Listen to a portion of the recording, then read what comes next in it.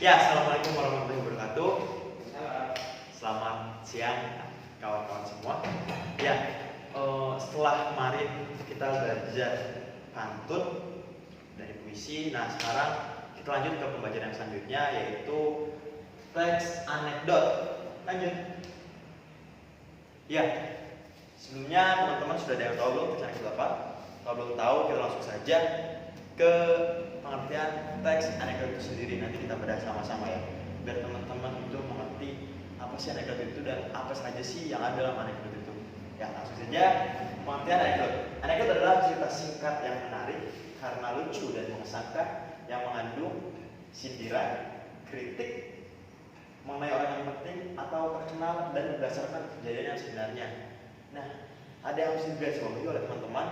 Di sini anekdot adalah cerita singkat yang pastinya sudah menarik itu harus digarisbawahi oleh teman-teman karena lucu dan mengesankan. Ini fokus kita, lucu dan mengesankan, yang mengandung sindiran.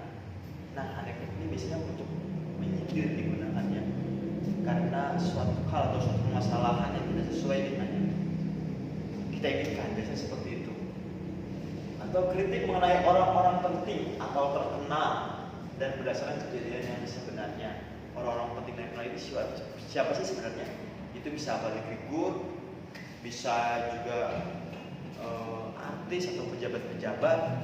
Itu yang biasa dimasukkan dalam anekdot-anekdot. Lanjut. Ya, struktur anekdot ini ada abstraksi. Bagian awal dalam teks anekdot biasanya ini berupa pengenalan, latar, atau biasanya tema yang coba dibuat oleh anekdot itu sendiri, oleh penulis itu sendiri. Dan biasanya ini sangat menentukan sekali terhadap jalan cerita dari anekdot itu sendiri. Dan kita sekarang coba bahas anekdot berdasarkan cerita. Sebenarnya ada juga teman-teman anekdot itu dari gambar, dan biasanya banyak di Indonesia itu anekdot berupa gambar, teman-teman, seperti itu. Anekdot orientasi. Apa sih orientasi ini? Ada yang tahu? Ada yang tahu? Ya, orientasi berfungsi untuk membangun konteks. Orientasi adalah pengenalan untuk teman-teman atau awal mula atau awal jalan cerita yang ditulis oleh penulis anekdot agar teman-teman mengetahui alur atau jalannya si anekdot itu sendiri. Lanjut ke krisis. Letak dari inti permasalahan atau saat dimana terjadinya ketidakpuasan atau kejanggalan. Biasanya setelah krisis ini di bagian sini akan timbul tanda tanya yang dibuat oleh si penulis itu sendiri, yang biasanya melalui media toko. Kita juga akan bahas toko itu nanti dalam anekdot teman-teman. Dan dari permasalahan atau gimana terjadinya ketidakpuasan atau kejanggalan. Nah, di sini biasanya akan selalu ada perselisihan atau ada tanda-tanya besar kenapa sih hal ini bisa terjadi seperti itu. Lalu respon yang dibawa oleh tokoh dalam cerita. Respon itu bergantung terhadap krisis yang dibuat oleh si penulis anekdot. Jadi ini semua saling berhubungan dengan lain, teman-teman. Dan kode ini biasanya di bagian akhir yang tadi dengan suasana menjadi netral kembali, dan masalah itu sudah terselesaikan walaupun ada perdebatan di antara tokoh yang ada di dalam cerita di anekdot tersebut. Lanjut. Ya, ciri-ciri anekdot biasanya singkat, itu sudah pasti karena teks anekdot ini tidak akan panjang. Biasanya itu tidak lebih dari 100 sampai 150 kata. Itu teks anekdot biasanya, teman-teman, tapi banyak juga yang lebih dari segitu. Dan lucu itu sudah pasti. Ini tertekan yang biasanya para penulis anekdot itu buat untuk apa tujuannya? Lucu ini untuk berkamuflase atau menutupi hal yang sesungguhnya yang disampaikan oleh penulis kepada pembaca, seperti itu. Lalu bersifat menyindir atau mengkritik, ya sudah pasti seperti yang kita bahas di pengertian tadi. bahwasanya anekdot itu adalah satu teks yang menyindir, biasanya menyindir tokoh, public figure, artis, atau politisi, biasanya seperti itu teman-teman. Lalu anekdot bersifat menarik. Kenapa anekdot bersifat menarik? Ini salah satu hal yang kenapa banyak penulis-penulis yang menulis anekdot ini, salah satu alasannya agar apa? Agar membaca itu mau membaca atau tertarik, dan membuat si penulis ini membuat tertarik si membaca dengan apa? Dengan hal-hal yang ada di dalam anekdot itu sendiri. Apa contohnya? Lucu atau bersifat menyindir, mengkritik, biasanya kedonoan yang dibuat atau kebodohan seperti itu biasanya kita terbilang anekdot. Tapi anekdot ini realistis teman-teman, atau menyindir itu langsung mengena, akan tetapi sifatnya tersirat bukan tersurat seperti itu. Lanjut. Nah, ciri kebahasaan anekdot yang pertama menggunakan kata konjungsi temporal, kata penghubung waktu. Lalu yang kedua menggunakan majas, yang ketiga menggunakan pertanyaan retoris, yang keempat menggunakan kata seru, yang kelima menggunakan kata perintah, dan yang keenam menggunakan bahasa sehari-hari. Nanti kita akan bahas, teman-teman catat dulu. Oke, bisa difoto, tidak masalah. Oke, kalau difoto kita lanjut teman-teman. Lanjut.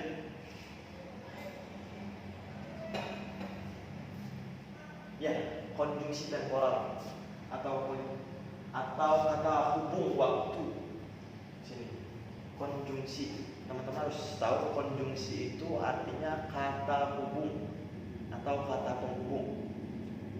Kata hubung atau kata penghubung ya teman-teman. Teman-teman harus catat itu agar teman-teman tahu.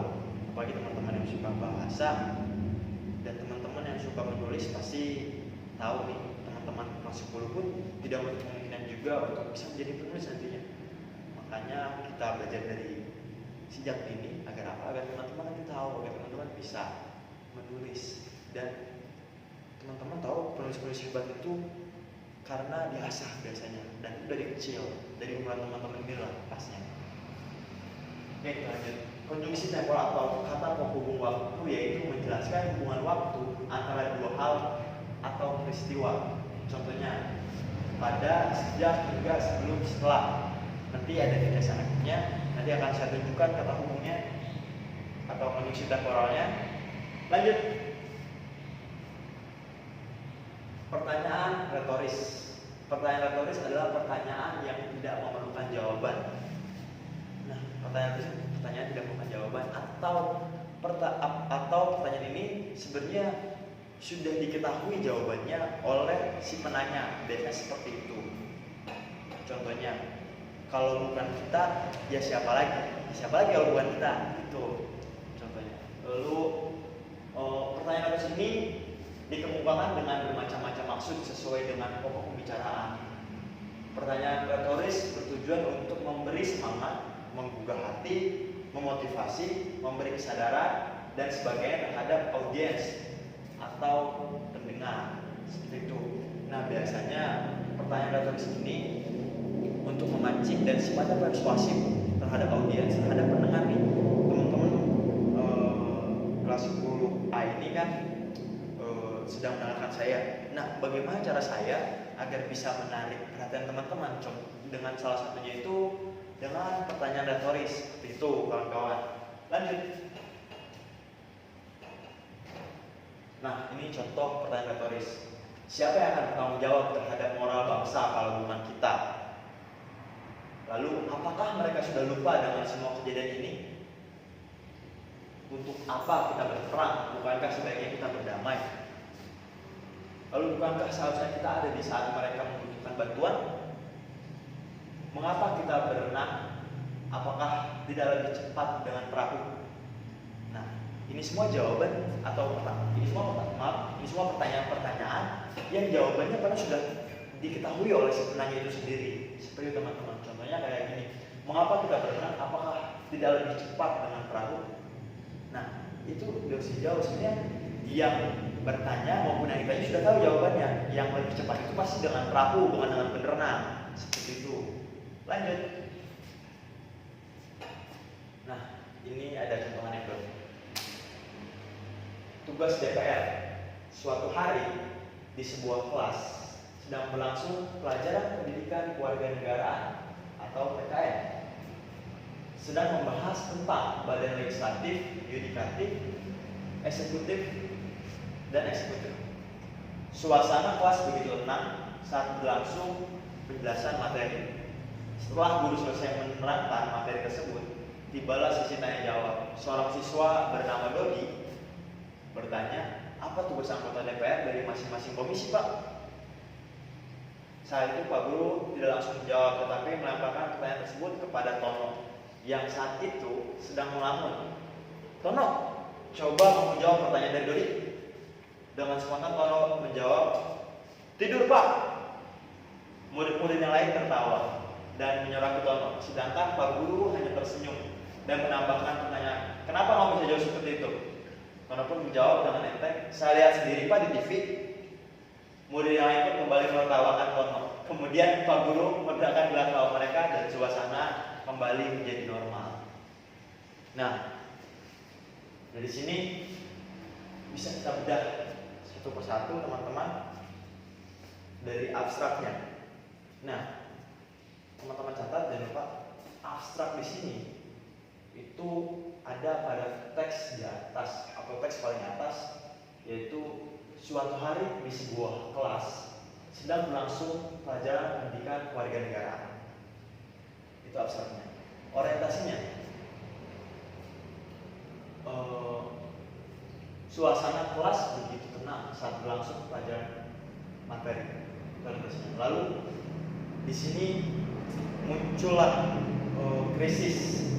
Setelah guru selesai menerangkan materi tersebut, tibalah sesi tanya jawab. Seorang siswa bernama Dodi bertanya, apa tugas anggota DPR dari masing-masing komisi, Pak? Saat itu Pak Guru tidak langsung menjawab, tetapi melemparkan pertanyaan tersebut kepada Tono yang saat itu sedang melamun. Tono, coba kamu jawab pertanyaan Dodi dengan spontan. Tono menjawab, tidur Pak. Nah, sini timbul krisis. Sini ada krisis. Setelah guru selesai menerangkan materi tersebut, tibalah sesi tanya jawab. Seorang siswa bernama Dodi bertanya, apa tugas anggota DPR dari masing-masing komisi? Nah, saat itu Pak Guru tidak langsung menjawab, tetapi melemparkan pertanyaan tersebut kepada Tono yang saat itu sedang melamun. Tono, coba kamu jawab pertanyaan Dodi. Nah, dengan spontan Tono menjawab, tidur Pak. Nah, itu adalah suatu krisis yang coba penulis buat untuk menimbulkan reaksi dari si tokoh yang ada dalam cerita tersebut. Nah, dari sisi kita reaksi. Nah, murid-murid yang lain tertawa. Ini reaksi yang ditimbulkan oleh krisis tadi. Reaksinya murid-murid yang tertawa dan menyoraki Tono, sedangkan Pak Guru hanya tersenyum dan menambahkan pertanyaan, kenapa kamu bisa jawab seperti itu? Karena aku menjawab dengan enteng, saya lihat sendiri Pak di TV. Nah, ini reaksi yang dikeluarkan oleh Tono, yaitu saya lihat sendiri Pak di TV. Itu salah satu hal yang timbul atau efek yang ditimbulkan oleh krisis tadi itu. Dan kodenya di sini ada kode juga. Murid yang lain pun kembali menertawakan Tono. Kemudian Pak Guru meredakan gelak tawa mereka dan suasana kembali menjadi normal. Yang mana kodenya? Ya, betul. Kemudian Pak Guru meredakan gelak tawa mereka dan suasana kembali menjadi normal. Itu kodenya. Next. Nah, ini ada contoh dari dikasih anekdot yang tadi. Teman-teman bisa lihat seperti yang sudah saya jabarkan juga tadi. Teman-teman bisa catat kalau foto, silakan. Sudah? Oke, kalau sudah kita ke selanjutnya. Oh, sudah beres. Ya, karena sudah beres, saya memberikan tugas kepada kawan-kawan untuk membuat teks anekdot atau mencari teks anekdot, dan teman-teman analisis dari hal-hal yang pernah dengan anekdot tersebut, dari abstraknya, orientasinya, lalu krisisnya, respon, dan juga dari kodanya. Silakan teman-teman cari, karena teman-teman ada 40 anekdot yang berbeda, jangan sampai ada yang sama, dan nanti kumpulkan, akan kita koreksi bersama-sama. Oke, terima kasih untuk hari ini. Kurang lebihnya mohon maaf. Wabillahi taufiq wal hidayah. Wassalamualaikum warahmatullahi wabarakatuh.